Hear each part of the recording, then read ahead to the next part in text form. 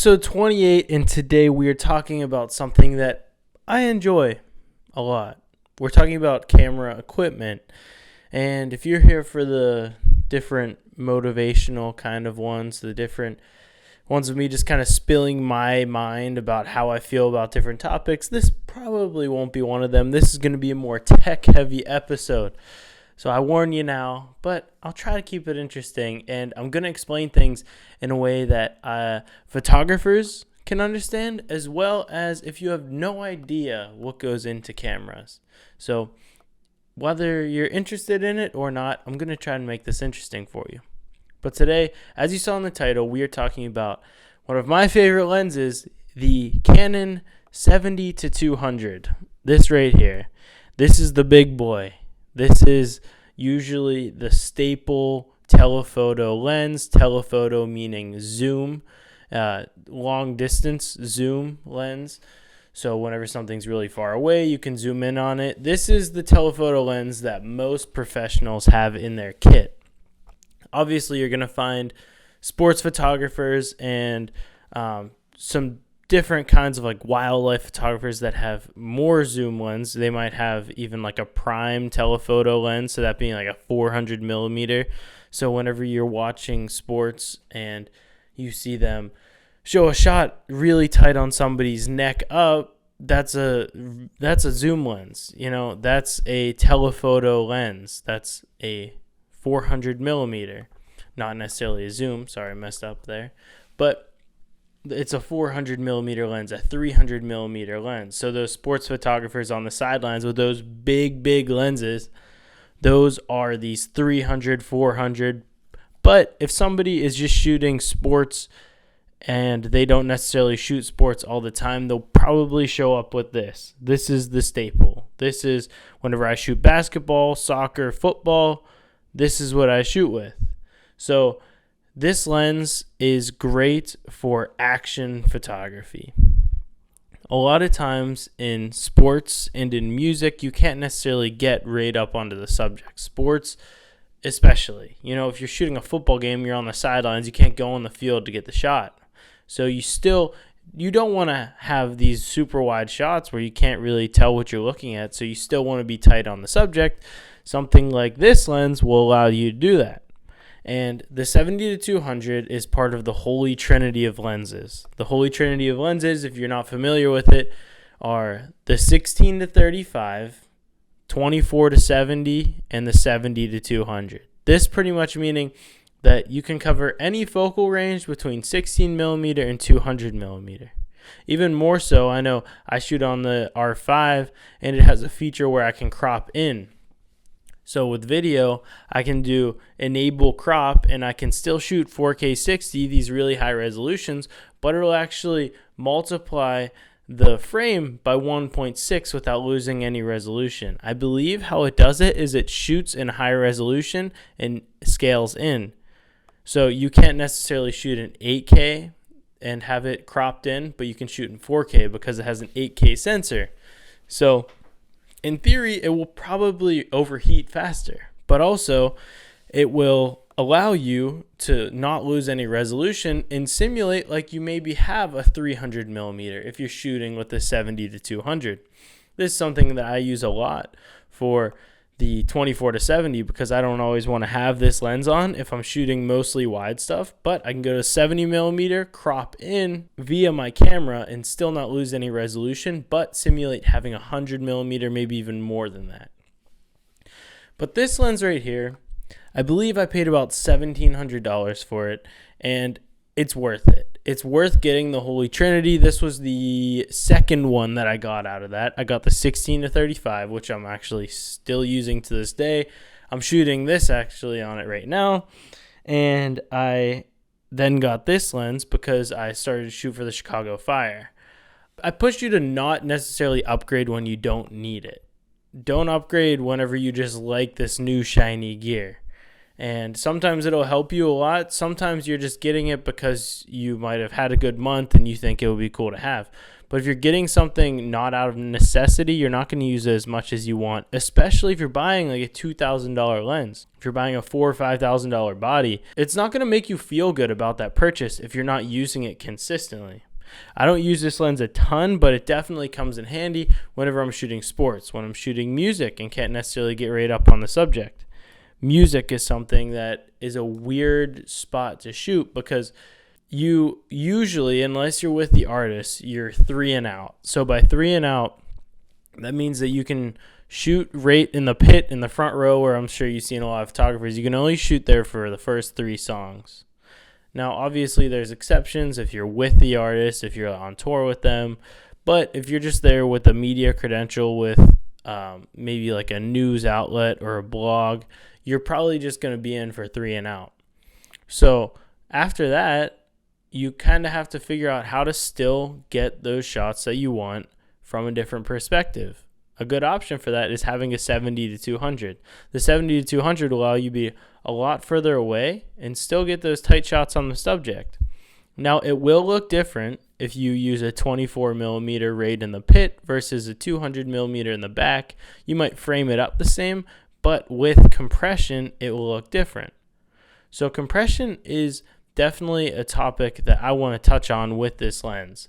This is something that I actually have really grown to like throughout the years. I think everyone coming up, whenever they start shooting, they want to have that super wide angle lens. They want to have that wide so you can show everything and maybe distort some stuff. It's a cool look. But I think everyone kind of outgrows it, especially in video. If you are getting into a cinematography lane, if you're trying to make your stuff look more like films than just normal social videos, or you wanna start shooting bigger budget projects, you need to figure out how those look legit. Because a big thing is that you need to make your work maybe stand out, but even before it stands out, you have to make it look professional. And this is part of looking professional, using not those super wide lenses. Obviously, there's a time and place, but I think whenever you use a super wide lens for video, it kind of lowers the production value, which is annoying, but it's part of growing up. It's part of learning the industry, learning your camera, learning your gear. But compression is just this. So it's that using the 24mm will look different than the 200mm. You can actually see, and I've seen these on social media before, all the different focal lengths that with a portrait. So if you're at a 24mm, you see more of their head. Their head looks wider. But if you're at a 200mm, it really flattens their face. So you don't necessarily want to shoot a portrait 200mm. I think the prime territory is 70-85 mil. 85mm is a prime big portrait lens. But compression can also work in the sense of landscapes. Compression is cool because whenever you're shooting a super wide landscape, it almost looks flat, in my opinion, and it looks boring. It looks like your eye sees it. And sometimes that is what you want to capture. Sometimes you do want to portray exactly what the eye sees, but I think a lot of photographers want to capture it in a way that you've never seen it before. If you're at a mountain range and use a 200mm lens, 70 or 200, zooming in, since you can zoom with this lens, it gives you a unique perspective. It really crunches everything and makes it look together. That's how you get these shots with the mountains that look like they're all almost together, just in layers. It kind of looks like a painting, and it looks really nice, and it looks like nothing you've seen with your eye before. I think that's a big thing that I try to accomplish, is making it look better than if you were there. I want it to look surreal. I want it to make a good impression on you so that maybe you want to go see it, but I want to capture it in a way that you can walk up with your iPhone and do. That's part of being a creative. Part of being a creative is really figuring out your style. What do you want to do? What do you want to capture? How do you want to stand out? Because you have to stand out. There's so many talented people out there. But this 70-200 lens, this one's actually the EF mount. So I use it with a converter for my R5. If this is something that you're considering, I actually would promote it. I know the RF one is smaller than this, and I know this is a big lens to travel with and stuff, but this is actually going to save you, I think, like a little bit over $1,000 if you get this one instead of the RF one. That's why I got it. I was actually at the store about to get the RF lens, and I was like, I could literally buy another lens for the amount of money that I'm about to spend on this RF 7200, which is going to get me the absolute same product as the EF one. So if you have the money, I would say get the RF one, but it's not totally worth it. If you already have a converter and you don't mind having the little bit extra weight, I would say get the EF one. It'll just save you money in the long run, but this thing is an absolute beast. It's one of the sharpest lenses that I have. Whenever I combine this with the R5 and shooting 4K 120, it is butter. Straight butter. And it looks so good. And that's how you get that super bokeh. So that's the next topic that we'll dive into is bokeh. If you don't know what bokeh is, that's whenever the background is blurred out. So that adds production value. No matter who you are, whether you like it or not, clients like whenever the background's blurred. Hey, how do I get the background to be so blurry? Oh, is the background going to be blurry? Does that lens allow? Oh, your camera is kind of small for video. Is it still going to look good? Yes, it's going to look good. It's going to look good. I know it might have a small setup. Sometimes you just take this lens just so you look legit. That sounds so stupid, and if you've never been there before, you probably don't understand. But whenever you show up with 7200, it's like, oh, he knows what he's doing. Oh, it's dumb. Trust me, I know, it's dumb. But this lens will allow you to have that bokeh. The compression and bokeh go hand in hand. So if you have a subject close to you, you zoom in on it, it's going to really separate from the background. The background will be totally blurry. So if I'm shooting headshots for somebody, if I'm shooting portraits, this will probably be the lens that I go to, especially for a headshot. Portraits, maybe for a musician or something like that, I think I'll actually end up going with a 24-70. But this thing for headshots, it is a staple. I would definitely say you should get it. And like I said, sports, music, some portraits, this is what you want. And if you really want to differentiate your landscapes and get those compressed landscapes, I couldn't promote it enough.